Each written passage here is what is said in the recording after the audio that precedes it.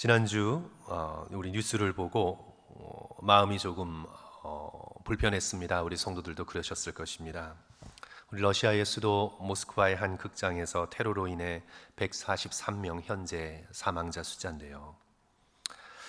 근데 이제 그 일도 그 일이지만 그렇게 그냥 소식을 귀로 들었을 때 하고 이제 테러 용의자의 공개된 얼굴을 보았을 때 그때 저는 마음이 좀 더 많이 무거웠습니다. 평소에 텔레비전을 별로 잘 보지 않아서 이렇게 143명이 죽었구나 하는 소식을 그냥 이렇게 듣게 되었을 때 하고 이제 용의자들의 얼굴을 사진으로나마 직접적으로 보았을 때 하고 느끼는 그 충격의 차이를 어느 정도 이렇게 알 수 있었어요. 인간이 저렇게 잔인하구나. 잔인한 일을 저지른 사람, 그러나 동시에 또 잔인한 일을 또 당했습니다. 특히 저는 그 공개된 용의자의 얼굴 모습이 잔혹하게 고문당한 흔적 그대로 인터넷에, 신문에, 뉴스에 다 올라왔지 않습니까? 러시아 군 당국이 일부러 잔혹한 고문 장면을 사진과 함께 또 동영상으로 또 공개를 했다고 그렇게 추정을 합니다. 성도 여러분, 왜일까요? 왜 그렇게 일부러 그런 잔혹한 모습을 공개했을까요? 경고하기 위해서죠. 경고하기 위해서입니다. 우리에게 테러를 가하면 너희들은 이렇게 된다. 죽음보다도 더 큰 고통을 맛보게 될 것이다. 경고하기 위한 일종의 전술입니다. 2000년 전 십자가의 처형도 마찬가지입니다. 그것은 공개적인 경고입니다. 로마에 반란하면 이렇게 된다는 감히 꿈도 꾸지 못할 정도로 잔혹하게 고문하며 형을 집행합니다. 경고하기 위해서입니다. 지금도 제3국에서는 예나 지금이나 공개 처형에는 수많은 사람들이 몰립니다. 일종의 극장이죠. 일종의 행사입니다. 예수님의 십자가 처형도 마찬가지였을 것입니다. 예수님 혼자만이 아니라 좌우에 한 명씩 모두 3사람이 처형당하는 날입니다. 군중의 입장에서는 구경거리가 많은 셈입니다. 이를 이용해서 로마 당국은 반란에 대한 더욱 분명하고도 선명한 메시지를 대중들에게, 특별히 유대인들에게 주려고 의도하였을 것입니다. 17절의 말씀입니다. 그들이 예수를 맡음에 예수께서 자기 십자가를 지시고 해골, 히브리 말로 골고다라고 하는 곳에 나가시니, 여기서 그들은 누구일까요? 군인들입니다. 이제 군인들이 예수님을 맡았습니다. 예수님은 대제사장에게로, 빌라도에게로, 그리고 요한복음엔 기록되지 않았지만 헤롯 안티파스에게로, 다시 빌라도에게로, 그리고 이제 군인들에게로, 그렇게 군인들에게 넘겨지신 후에 이제 예수님에게 직접적으로 손을 대는 사람들이죠. 이제 군인들에게 넘겨주신 후에 이틀 전 설명드렸던 것처럼 벌버레이시오라는 채찍질을 예수 그리스도께서 당하셨을 것입니다. 분명히 당하셨습니다. 그래서 그 채찍을 맞으면서 이제 거반 죽게 되셨습니다. 이제 십자가를 지고 골고다 언덕으로 걸어가셔야 합니다. 예수님께서 십자가 전체를 지신 것은 아닙니다. 십자가의 기둥은 처형 장소에 이미 굳건하게 세워져 있습니다. 예수님께서는 파티블룸이라고 하는 수평대를 어깨에 지고 가셨습니다. 그 무게도 만만치 않게 무겁습니다. 예수님이 재판받으신 곳이 정확하진 않지만 안토니아 요새일 것으로 추정하고 있는데요. 거기에서부터 골고다 언덕까지 약 0.4마일입니다. 600m가 넘습니다. 거기에 이제 수평대를 지시고 걸어가셔야 합니다. 예수님께서는 이미 피를 많이 흘리셨습니다. 그래서 십자가를 지기 어려우셨을 것입니다. 아마도 심한 탈수증을 겪으셨을 것입니다. 공관복음에 따르면, 요한복음엔 기록되어 있지 않지만 중간에 더는 지고 가실 수 없어 우리 예루살렘을 가보신 분은 아시겠지만 예수님의 순환처 제5처에서 아마 한 중간 지점쯤 됩니다. 거기에서 이제 구레네 사람 시몬이 대신 예수님의 십자가를 지고 골고다 언덕까지 올라갑니다. 장소의 이름은 히브리어로 골고타입니다. 해골이라는 뜻입니다. 라틴어로는 갈보리입니다. 그리하여 우리는 골고다, 갈보리, 해골 똑같은 장소를 가리키는 그런 다른 언어이지요. 아마도 십자가의 수직대가 세워져 있는 바위 모양이 어쩌면 이 조슈아 트리 내셔널 파크를 가보신 분은 아시겠지만 그거보다 훨씬 크겠지만 해골 모양이었을 것입니다. 이제 그곳에서 예수 그리스도께서 십자가에 못 박히십니다. 18절 아주 간단하게 기록했습니다. 그들이 거기서 예수님을 십자가에 못 박을세, 아주 짧게 간단하게 십자가의 처형을 기록하고 있습니다. 왜 십자가형에 대해 자세히 말하지 않고 있을까요? 그 순서와 그 어떤 방법에 대해서 왜 얘기하고 있지 않을까요? 당연하죠. 당시 사람들은 이미 다 알고 있기 때문에. 이것을 기록할 당시 이들은 거의 한 번씩은 십자가 처형이 어떤 것인가를 보아왔을 것이기 때문에 자세히 설명할 필요조차 없는 참혹하고도 잔혹한 형벌이었음을 알고 있었을 것입니다. 십자가는 성도 여러분, 이러지도 저러지도 못하는 고통을 극대화한 아주 잔혹한 방법입니다. 로마 제국이 고안해낸 것이죠. 직접 손에 발에 못이 박히는 아픔도 아픔이지만 그 상처를 통해 체중을 견뎌내야 합니다. 축 처지게 되죠. 발이라도 탁 디딜 수만 있다면 조금 좋을 것 같은데, 발을 받치는 세데큘라라고 하는 그런 장치는요, 그냥 발을 딱 받치도록 수평으로 세워져 있으면 좋겠는데 그렇게 세워져 있지 않아요. 아주 이 로마 사람들이 이 수로도 건설하고 이 도로도 놓고 했던 아주 엔지니어들이지 않습니까? 그래서 이 세데큘라를 딱 놓으면 좋겠지만 이걸 비스듬히 해놔요. 그러면 어떻게 됩니까? 체중을 받칠 수도 없고 안 받칠 수도 없고, 특별히 축 늘어지니까 숨을 쉴 수가 없습니다. 십자가 처형에서 처형자들은 다 숨을 쉬지 못해서 죽게 되는데 숨을 쉴 수가 없어요. 근데 숨을 쉬려면 횡격막을 올려 벌려야 되잖아요. 그러려면 팔과 다리에 힘을 주어서 상체를 일으켜야 한숨을 쉴 수가 있습니다. 상체를 일으키기가 어렵습니다.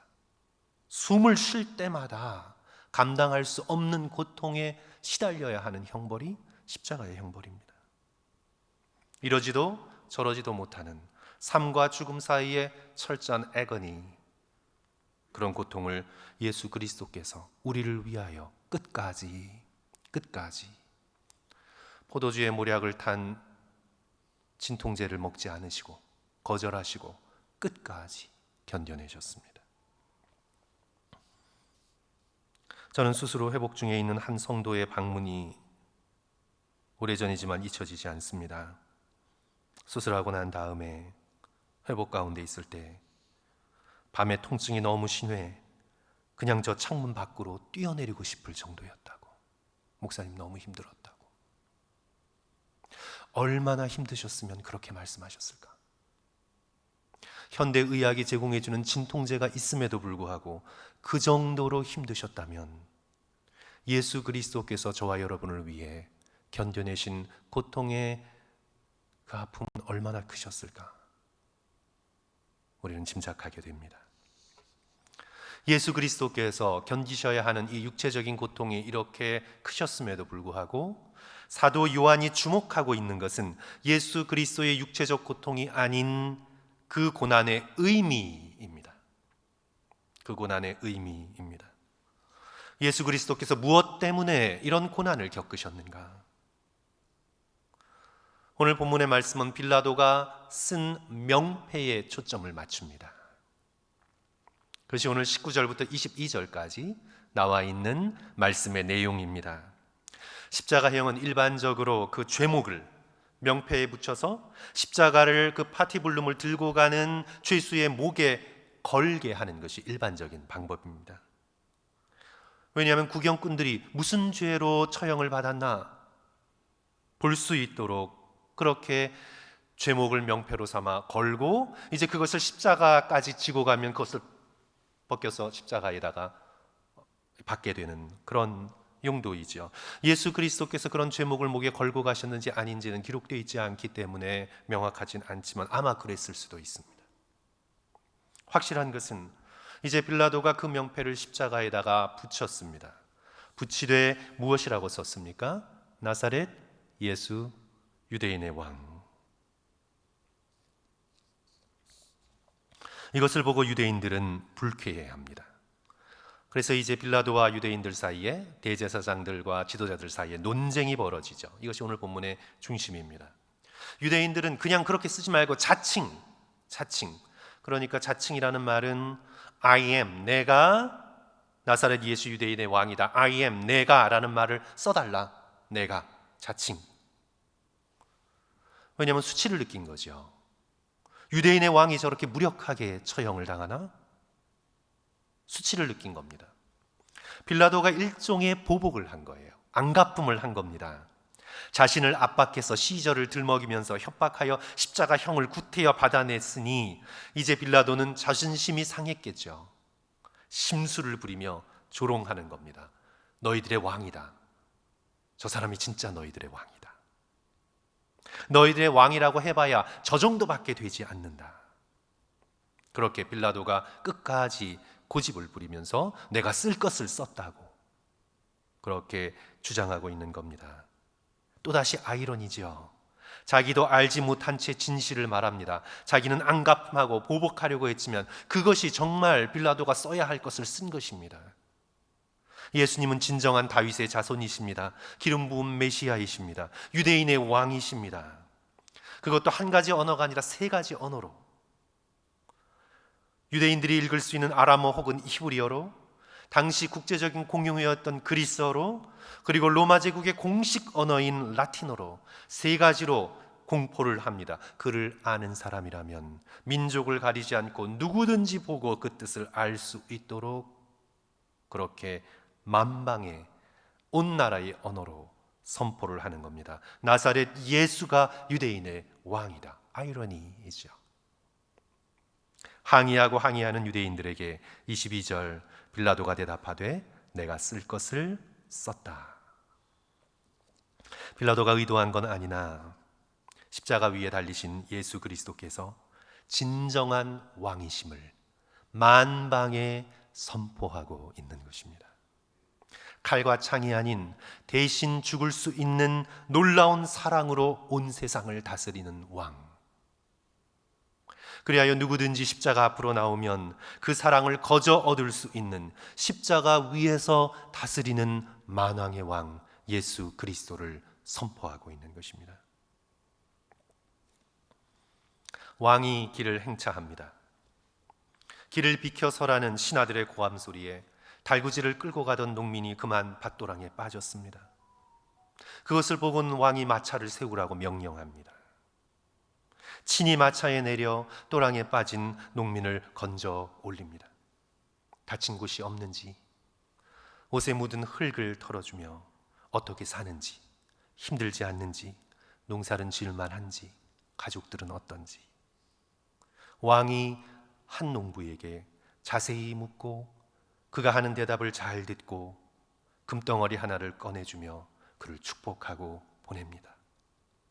성도 여러분, 그 농부가 어찌 감격하지 않을 수 있겠습니까? 어찌 그 왕을 온 맘 다해 사랑하고 존경하며 섬기지 않을 수 있겠습니까? 그토록 높은 분이 자신의 처지를 알고 내려와 얘기를 들어주고 격려해주고 품에 안아주고 먹을 것을 주고, 그 왕을 어찌 존경하며 사랑하며 섬기지 않을 수가 있겠습니까? 그렇다면 십자가에 달리신 예수 그리스도는 어떤 왕이십니까? 죄인인 우리를 위해 대신 죽으실 수 있는 왕, 이런 왕이 세상에 어디에 있습니까? 왕이 자기 자식이나 동료나 귀족이나 지체 높은 사람들을 위한 것도 아니고 하나의 죄인에 불과한 나 같은 사람을 위해서 기꺼이 그 고난을 감당할 수 있는 왕이라면, 이 십자가의 참혹함을 기꺼운 사랑의 마음을 품고 견디고 견디실 수 있는 분이 우리의 왕이시라면, 도대체 그 십자가 앞에 나와 감격하며 엎드리지 않는다면, 우리의 모든 걸 그 주님께 바치지 않는다면 도대체 우리는 어떤 종류의 인간입니까?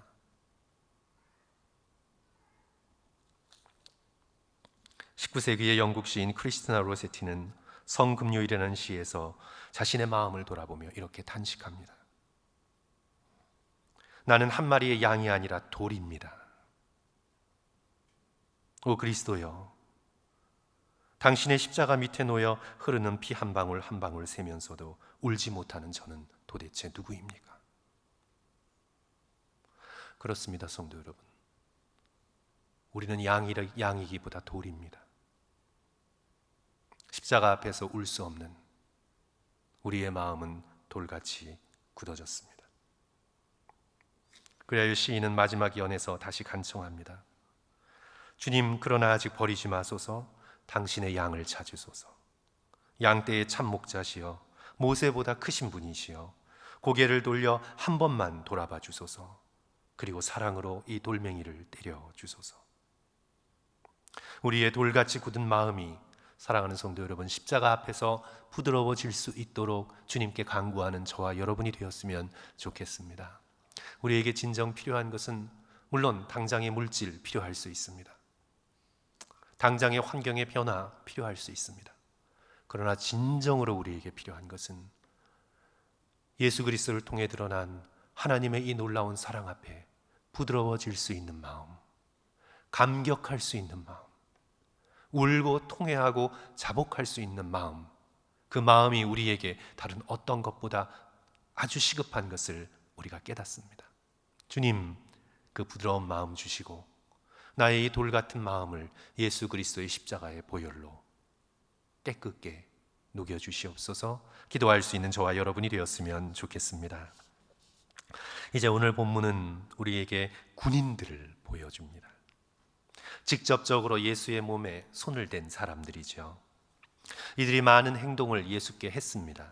그러나 오늘 본문은 이들의 행동 중에 한 가지 행동을 주목해서 우리에게 보여주는데요, 예수님의 옷을 빼앗아 제비 뽑는 장면입니다. 당시 유대인들의 남자는 두 가지 옷을 입었습니다. 튜닉이라고 불리는 속옷입니다. 오늘날 의미의 언더웨어가 아닙니다. 그냥 직접 먼저 피부에 닿기 때문에 속옷이라고 표현을 한 것뿐입니다. 그리고는 그 위에 겉옷, 마치 망토처럼 두르는 그런 겉옷을 입었습니다. 바람이 불거나 추울 때 그것을 이렇게 통통 동여맬 수 있도록 길게 짠 그런 겉옷, 로브라고 할 수 있는 겉옷입니다. 그런데 이 겉옷은 통으로 짠 것은 아니었습니다. 오늘 여기 예수님이 입으셨던 겉옷은 통으로 짠 것이 아니었습니다. 네 부분으로 연결되었던 옷인 것 같습니다. 왜냐하면 23절 보시면 중간에 그 옷을 취하여 네 깃에 나눠 각각 한 깃을 얻었습니다. 그것을 네 쪽으로 나눴습니다. 네 몫으로 나눈 것으로 보아서 네 명의 군인이 예수님과 두 강도를 십자가에 못 박는 데 관여하였을 것입니다. 그리고 겉옷을 보니 네 쪽으로 이어져 있어서 그 깃을 풀어서 서로 한쪽씩 나눠 가졌다, 그렇게 말씀하고 있는 거죠. 그리고는 이제 속옷, 이제 튜닉을 봅니다. 그 속옷은 보니 깊지 않고 통으로 짠 것이었습니다. 귀한 것이었습니다. 그래서 24절, 군인들이 서로 말하되 이것을 찢지 말고 누가 얻나 제비 뽑자 하니, 이는 성경의 시편 22편 18절 말씀에 그들이 내 옷을 나누고 내 옷을 제비 뽑나이다 한 것을 성경을 응하게 하려 하심이라. 저들은 무의식 중에 알지 못하고 행동하지만 마치 빌라도처럼, 그러나 그 행동이 성경을 응하게 하고 하나님의 뜻을 이루고 만방의 예수 그리스도께서 메시아임을 선포하는 아이러니다. 다시 한번 장치가 나오죠. 문학적 장치가 나옵니다. 우리가 이 장면을 볼 때 잔인함을 느낍니다. 십자가 위에서는 숨 하나하나 들이쉬고 내쉴 때마다 그 모진 고통 속에 힘들어 하시는데, 그 아래에서는 옷을 가지고 갬블링을 하고 있습니다. 그러나 성경이 말하고 있는 포인트는 저들이 얼마나 무정한가, 저들이 얼마나 악한가, 이것을 주목하는 것이 아니라 이런 악한 일들까지도 전부 하나님의 신비로운 계획 아래 놓여 있음을 증거하고 있는 것입니다. 이들의 무정함, 이들의 악함까지도 하나님께서는 신비로운 지혜와 능력으로 전부 다 사용하셔서 오래전에 이미 기록되었던 성경의 말씀을 이루는 데 사용하고 계신다. 우리 하나님의 무한한 지혜, 성부 하나님의 무한한 능력을 우리들에게 증거하고 있습니다. 뜻을 이루시는 하나님의 정하신 뜻, 만백성을 구원하시고자 하시는 하나님의 이 뜻을 이루시는 하나님의 지혜, 하나님의 능력, 하나님의 신비를 강조하고 있습니다. 사도 요한이 우리에게 보이는 것은 단지 얼마나 고통스럽고 단지 얼마나 악하고 이것들이 아니라 그 모든 고통과 그 모든 악에도 불구하고 하나님은 하나님의 놀라운 구원을 이루시기 위하여 얼마나 지혜롭게, 얼마나 신비롭게, 얼마나 무한한 능력을 가지고 이를 이루고 계신가를 우리에게 증거하고 있는 것입니다. 대제사장 가야바는 자기의 악한 생각으로 알지도 못한 채 복음을 선포합니다. 요한복음 11장 50절, 한 사람이 백성을 위하여 죽어 온 민족이 망하지 않게 되는 것이 너희에게 유익한 줄을 생각하지 아니하는도다. 정확하게 복음의 내용입니다. 알지 못하고 복음의 내용을 선포합니다. 그의 이 말대로 예수 그리스도께서 죽으셔서 만백성을 위한 구속의 역사를 다 이루십니다. 자기들은 악행을 행했지만 결국은 그 모든 일들이 온 세상을 구원하시는 하나님의 지혜와 신비의 재료거리가 됩니다. 오늘 빌라도도 말씀드린 것처럼 그저 유대인들을 조롱하려고, 안가품하려고 아람어, 그리스어, 라틴어로 나사렛 예수 유대인의 왕이라 썼지만 진정 예수님이 십자가의 놀라운 사랑으로 온 민족을 다스리고 계심을, 만왕의 왕이심을 선포하고 있습니다. 또 군인들이 제비 뽑는 이 잔혹한, 잔인한, 무정한 이 사건까지 오래전 성경에서 예언했던 고난받는 종의 고난을 통해 모든 믿음의 백성을 구원하고자 하는 성경의 기록이 완성되는 것에 사용하고 계십니다. 저들은 악을 행했지만 하나님은 구원을 이루십니다. 창세기의 요셉의 말이 정확하게 적용됩니다. 창세기 50장 20절, 당신들은 나를 해하려고 하였으나 그리하여 악을 행하였으나 하나님은 그것을 선으로 바꾸사 오늘과 같이 많은 백성의 생명을 구원하게 하시려 하셨나이다. 악을 선으로 바꾸시는 하나님, 십자가의 참혹함을 구원으로 바꾸시는 하나님, 악을 행한 자는 그 악에 대한 책임을 반드시 지게 될 것이나 그것이 결코 하나님의 세상을 구원하시고자 하시는 거룩하신 뜻을 거스르지 못한다는 사실을 오늘 우리는 다시 한번 십자가를 통해 깨닫게 됩니다. 이런 방식으로 일을 하시는 하나님을 가리켜 교회의 전통에서는 하나님이 왼손을 사용하고 계신다, 그렇게 표현했습니다. 흥미로운 표현입니다. 하나님의 오른손은 우리가 성경을 통해 계속해서 읽게 되는 바 드러내놓고 행하시는 놀라운 구원의 전능의 오른손입니다. 하나님께서 오른손을 들으셔서 행하시면 홍해를 가르시고 태양을 멈추고 적군을 치시는 아얄론의 승리를 가져다 주시고 갈멜산에서 엘리야의 기도에 응답하시는 놀라운 기적, 하나님의 오른손, 하나님의 오른팔, 누구나 볼 수 있도록 드러내놓고 행하시는 하나님의 놀라운 권능의 역사, 이것을 성경은 하나님의 전능하신 오른팔, 오른손이라고 표현해 왔습니다. 그러나 성도 여러분, 하나님은 양손잡이십니다. 모르셨죠? 하나님은 양손잡이십니다. 하나님은 오른손만 잘 사용하시고 왼손은 잘 사용해서 하지 못하시는 분이 아니십니다. 하나님은 완벽한 양손잡이이십니다. 하나님은 오른손으로 드러내놓고 일을 하시지만 왼손으로는 비밀스럽게 일을 하십니다. 오른손 못지않게 왼손을 아주 잘 쓰십니다. 눈에 띄지 않게, 사람들 모르게 비밀스럽게 하나님의 왼손은 움직이십니다. 요셉이 종으로 팔려가는 일을 통해, 모함받아 감옥에 갇히는 일을 통해, 거기서 건져 바로 앞에 서게 되는 일을 통해 하나님께서는 비밀스럽게, 신비롭게 왼손을 사용하셔서 마치 CIA 요원처럼 하나님은 그렇게 일하십니다. 우리가 룻기를 읽으면서 보았듯이 룻이 우연히 보아스 밭으로 들어가고 그의 호의를 받게 되고, 룻의 기업을 물을 가까운 친척은 그냥 거절하고 신발을 내던지고, 대신 보아스가 룻의 기업을 물으며 룻을 아내로 삼는 이 모든 우연으로 보이는 일들 가운데에서 하나님은 마치 FBI 요원처럼 조용히 비밀스럽게 그의 왼손을 사용하셔서 드러나지 않게 일을 하고 계십니다. 에스더의 기록을 보면 우리가 알 수 있는 것처럼 아하수에로스 왕의 불면증을 통해 우연히 펼쳐 읽게 되는 모르드게의 공적에 대해 결국 적 하만이 패망하도록 모든 것이 짜여지는 그 일들을 통해 하나님께서는 비밀스럽게 왼손을 사용하셔서 당신의 뜻을 이루십니다. 하나님께서는 드러내놓지 않고 숨어서 무대 뒤편에서 왼손을 사용하셔서 당신의 놀라운 구원의 뜻을 이루어내십니다. 우리 하나님은 완벽한 양손잡이이십니다. 하나님께서는 이 참혹한 예수 그리스도의 고난에 도저히 하나님을 찾아볼 수 없는, 도저히 하나님의 오른손을 찾아볼 수 없는 이 예수 그리스도의 처절한 고난에 하나님께서는 왼손을 사용하셔서 당신 자신을 십자가에 드러내지 않으시고 숨으시고 전면에 드러내지 않으시고 비밀스럽게 하나님의 구원을 완벽하게 이루어내십니다. 결국 저들의 악행까지 사용하셔서 하나님은 온 인류를 향한 완벽한 구원을 골고다 언덕 십자가에서 저와 여러분을 위해 이루어내셨습니다.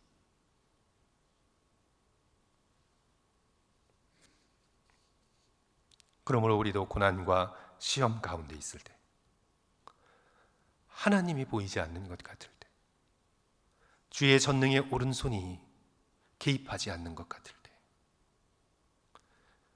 우리는 예수 그리스도의 십자가를 바라보며 반드시 하나님께서는 왼손을 사용하고 계셔서